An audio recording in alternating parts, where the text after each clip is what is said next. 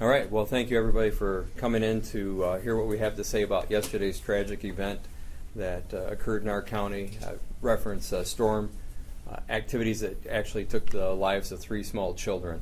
A lot of interest in this story, and I'll be as clear as I can that all agencies involved, the teams involved, want to express our condolences to the families.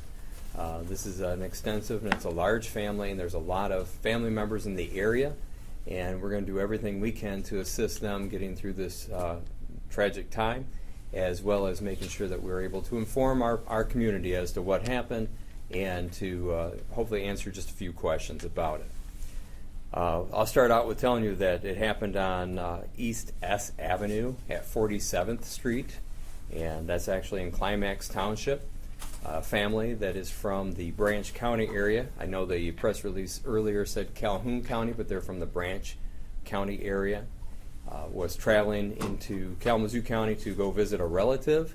As they were traveling, the storm that we all watched, high winds and a lot of hazardous weather yesterday related to the lightning and wind came down fast. The family's vehicle was struck by a tree as they were traveling down the road.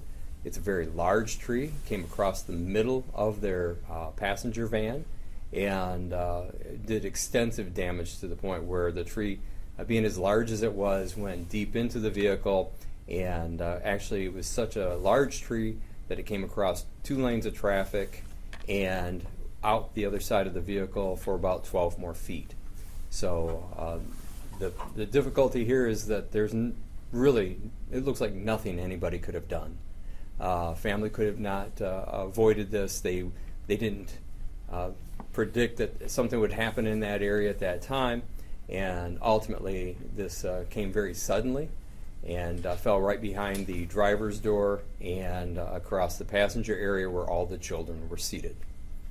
I will try to answer a few questions. I know we've identified the children as their ages, and so you have that information. Like I said, we're doing everything we can to be cautious with information related to the family. It's an extensively large family that they may have some people that they are still trying to connect with to make sure they hear it from them.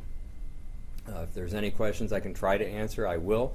If it's something I can't answer, I'll just tell you that. What can you tell us about the property that had the tree on it, and whether there have been any reports from that property owner about that tree?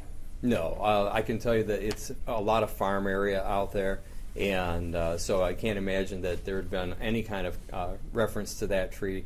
The roadsides are filled with very large trees in Kalamazoo County. We've seen similar tragedies like this in the past, and like I said before, no one's able to predict these things, and the trees, I'm sure if it was a dangerous tree, would have been noticed earlier. But we've had a lot of rain. We've had a lot of rain that makes things, that makes the ground soft. At the same time, we had high winds again the other day. We've had them earlier this year. We had them during the winter. We had them last year during the tornado. And so I think a lot of this is a contributing factor to the incident with this tree. Sheriff, can you explain how the children are related? Do you have different? You explain that. Yes. So in the vehicle was children that belonged to the parents that were driving the van, as well as a cousin. A cousin was lost in this, as well as 2 of the children to the parents that were driving the vehicle. What kind of vehicle was it? It's a minivan. Yeah.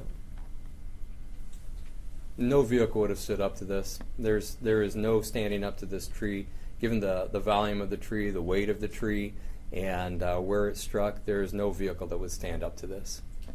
So going back to the property, I know you mentioned there was a lot of contributing factors to, reasons why this tree could have fallen. So it doesn't seem like there's anything that could go back to the property owner, or just kind of a nature accident.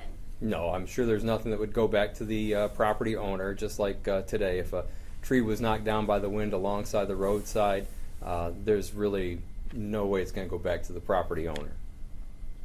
Sheriff, what should you do if you're caught up in a situation? You're in the car driving and you hear tornado alarms. I'm not saying they were going off, but you're caught up in a serious situation. How should you seek safety? Yeah, so, the best way to answer that is always have your radio on, always attempt to hear what's going on in your area. But at the same time, I want to be very clear, this family had no warning. This family had no ability to, predict when a tree was going to fall on their vehicle. And so, nothing wrong by the family involved here. But in general, I would always recommend people listen to the alert radio systems and monitor the radio when you can. Not everybody can for all kinds of different reasons. So let's say that you are out driving in a car and you are aware that suddenly this happens. You pull over and try to get to a safe structure, right? Right. So when and where tornadoes or high winds come through, we are unable to actually pinpoint, of course, until it happens. And what I would always recommend people do is pay attention to your surroundings. Make sure that if this is an event that you feel like it's safer for your family to seek shelter, you would do that. Without being able to predict every storm, every circumstance, it's a difficult thing. And again, I want to remember that we are making it clear to everyone here and anyone that'll listen is that this family, of course, had no opportunity, and the vehicle was struck by a tree that just suddenly fell. A total of 5 people in the car or 6? Now, there were 6 people in the 6. car, yes. So 3 of the children, and then 2 parents, and then there was another child. There's another child that was taken to the hospital last night who is still in the hospital. I believe they've upgraded that child to stable condition. And how about the condition of is it the dad who had the broken back, I think? Yeah, so I do not have his exact condition or any injuries described because, of course, in a 24-hour period after an incident like this, things come to light, meaning injuries are more well known, or something that may have been early diagnosis is changed later on. And so I do not have an update on what condition he is besides stable. All right. Got nothing else. Thanks, Sheriff. Thank you very much for coming in. And again, please, anybody that knows this family or anybody that's out here listening to this, our condolences go out to this family and all the responders. The responders last night did yeoman's work. We have young deputies that were out there taking care of this family and the situation that affects them. We had our victim service unit go out last night and work with the family throughout this incident. We had our CISM team, which is a critical incident stress management team. They went out and worked with the fire personnel, the EMS personnel, and as well as the deputies and police officers. City of Kalamazoo helped out greatly last night when we could not get helicopters into the area to help move injured people due to the high winds and the storm, and the ambulances were escorted by police cars as well as blocked traffic. So every effort was made to do anything we could to help save those lives. But besides that, I say thank you to everybody for your time here today, and again, I pray for the family and their loved ones as well as the responders. So thank you.